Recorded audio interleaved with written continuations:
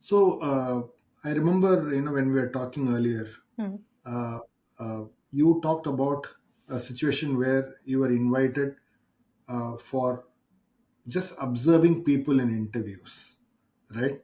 And I just picked that up and I noted that down. It's very interesting because, again, interview is a situation where there's a lot people say, but there's a lot of non-verbal cues which are so critical to pick up because everybody wants to make an impact, right? But the non-verbal cues in the body language is where, at least I believe, that if you're able to pick that up, then you know what that person is actually made of, right? So Yes. what have been your learnings, because you've had extensive experience sitting through these kinds of situations. So what is it that you have learned on these observations when you've been sitting there, and what is important for people uh, when they're doing these interviews?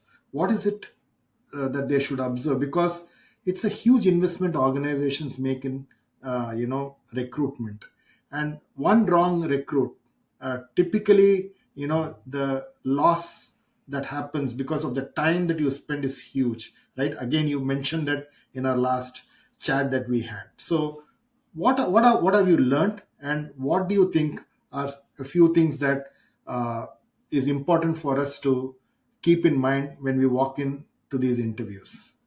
Okay, I think what we had started out this conversation with, which is that passion for, uh, liking what you like. That is what most people are looking for, be it a HR person or a seasoned interviewer. See, a lot of times interviews are very, very high stake, which means there will be some amount of anxiety, whether you are, starting out fresh, or you're looking for your first job switch, or you're just going in for your annual review and the promotion interview, or you are a senior leader. Anywhere there will be a little amount of anxiety which will be there. So while most of us try to read up a lot about how to look confident, how to walk in, making the right first impression, most interviewers know that there will be some anxiety. They are okay with it.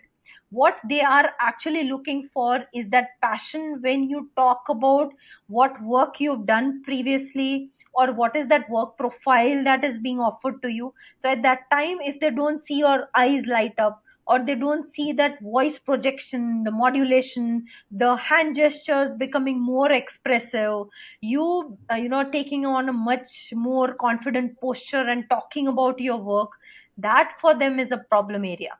Because Mm. it's one thing to know that if I don't do well in this interview, I will be rejected, and this was a slim chance that I had, and so forth. But it's another altogether when you've committed a lot of your time and energy into your previous career, and you're not even able to show that with the right kind of energy, or the questions are around this particular profile. How are you going to justify? Maybe you are anxious while you are answering, that's okay, but are you showing the right passion? Are you showing the right energy? If you are, that's what the interviewer is looking for. So this is something that you cannot make up. The only way you can be prepared for showing the right passion is to revisit in your mind, what is your work experience been all about?